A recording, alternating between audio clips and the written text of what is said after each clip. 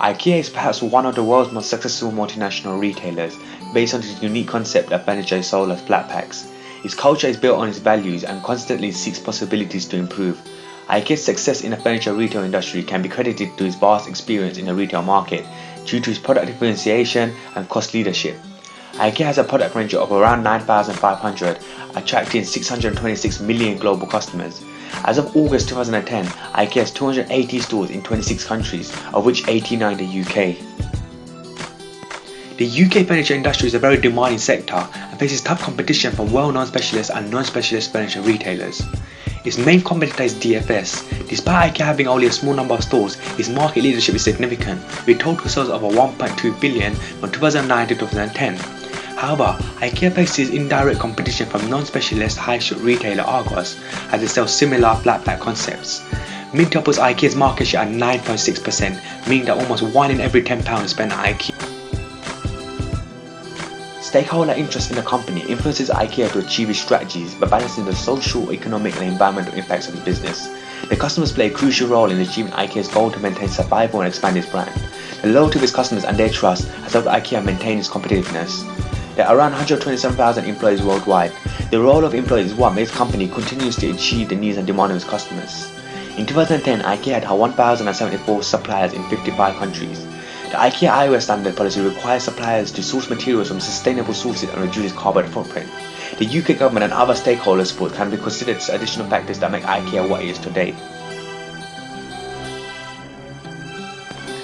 IKEA's strengths focus on this aspect of business that adds value to its product or service. IKEA is a strong global brand which attracts key consumer groups to create a better everyday life for many people.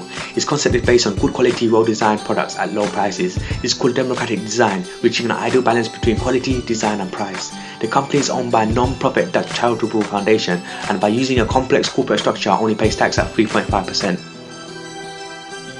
Despite IKEA's much strength, it also has its weaknesses. One of the weaknesses of the company is the size and scale of its global business, which can be difficult to control. It also needs to combine low cost and good quality to stand out from its competitors. IKEA is known to set trends, therefore the creativity and product development may fade over time.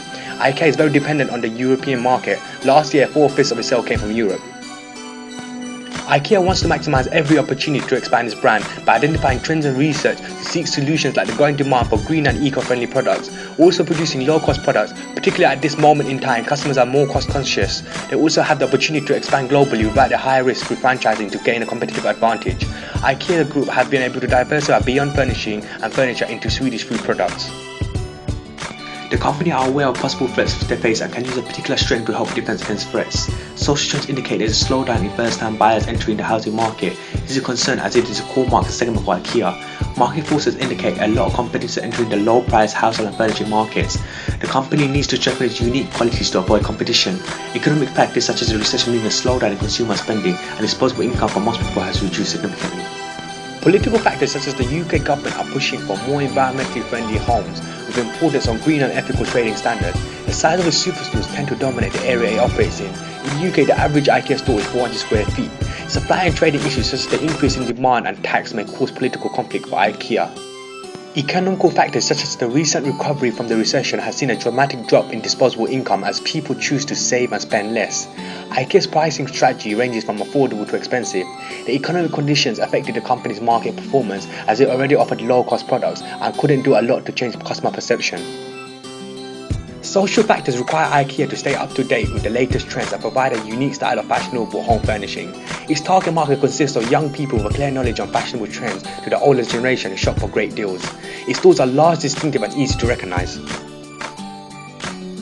IKEA uses up-to-date technology and systems in order to promote shorter queues and improve availability of products. The company system allows the right number of staff in the right place and the right time to match trading patterns.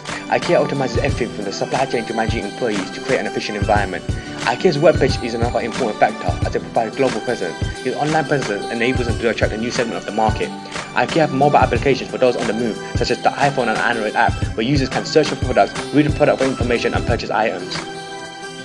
Organizational market approach indicates IKEA has a product-oriented structure. This is a push effect where IKEA pushes its unique furniture design onto the market and setting trends. IKEA produces many of its products and has sawmills and factories in the IKEA Industrial Group Speedwood. The company works side by side with its suppliers, influencing quality, efficiency and environmental work. As part of market intelligence, IKEA carefully outlined their market research for strategic options for their organizational productivity. As part of clarification, IKEA clarified their ideas and formed a brief direction of a product they plan to progress from the idea stage to production of its product.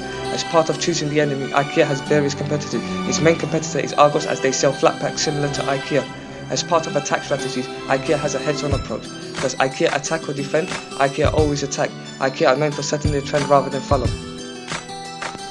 Quantified forces indicate that bargaining power of buyers is low because of IKEA's existing low price strategy using penetration pricing setting lower than high prices. This strategy is another way of the company responding to meeting the needs of customers. Furniture and accessories provide customers with limited choices in terms of design, which makes IKEA unique from its competitor. Threats of new substitutes indicate there is no exact substitute for furniture rather than the companies need to keep up with the latest trend to avoid becoming out of style.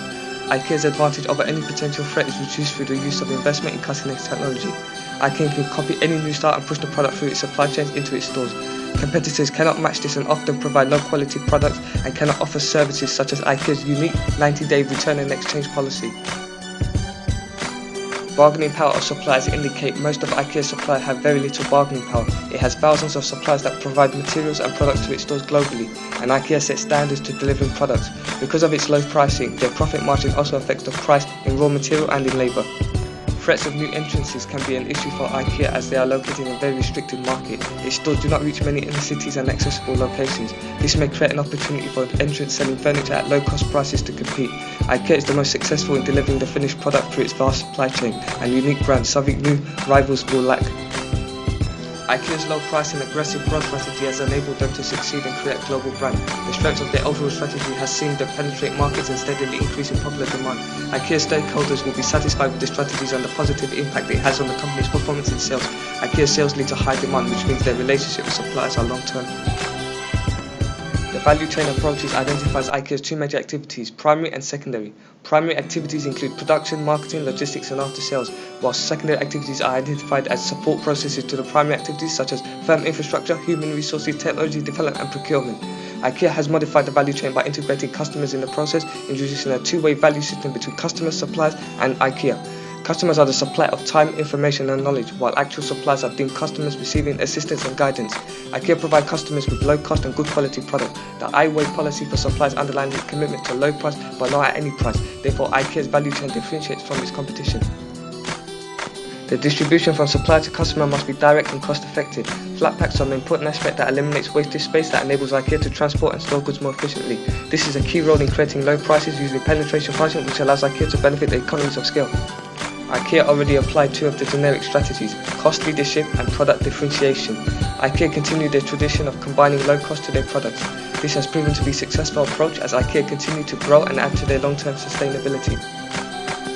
Company life cycle indicate IKEA are in the early stages of its maturity, as they are well established and there are signs that their concept is losing interest. IKEA should adopt a new strategy that achieves the objective of maintaining market leadership. This will renew and re-establish a fresh intake on the company. IKEA's low price and aggressive growth strategy has allowed them to succeed and become a global brand. The strength of the overall strategy has seen IKEA penetrate markets and increase in demand. In order for IKEA to capitalize on growth on the existing market share, they must implement a new strategy of potentially opening a new smaller size convenience stores, which will enable IKEA to match the strategy of non-specialist high street rival Argos. Opening convenience stores in prime location is an effective way of implementing differentiation. From the pull to generic strategy, this allows the company to lower costs by diversifying from the current trend of establishing large stores. IKEA's key strategy is growth and therefore places emphasis on market penetration. With the right level of pricing, customers will go elsewhere if they are put off by the lack of quality and reasonable price. IKEA uses penetration pricing, which focuses on creating prices that is lower and better than its competitors. IKEA used this strategy in the early 2000s to help capture the market share and since overtaken competitors to become the most dominant UK furniture retailer within the industry, with the current market share standing at 9.6%. The UK's furniture market is very fragmented.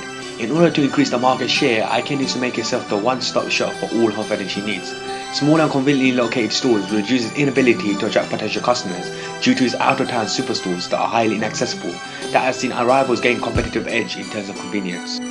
IKEA's environmental policy states that it wants to reduce its carbon footprint. Its Green Transport Initiative aims to reduce transportation of goods by 20% in 2010 and 60% by 2015. How could this be possible due to its location of its stores?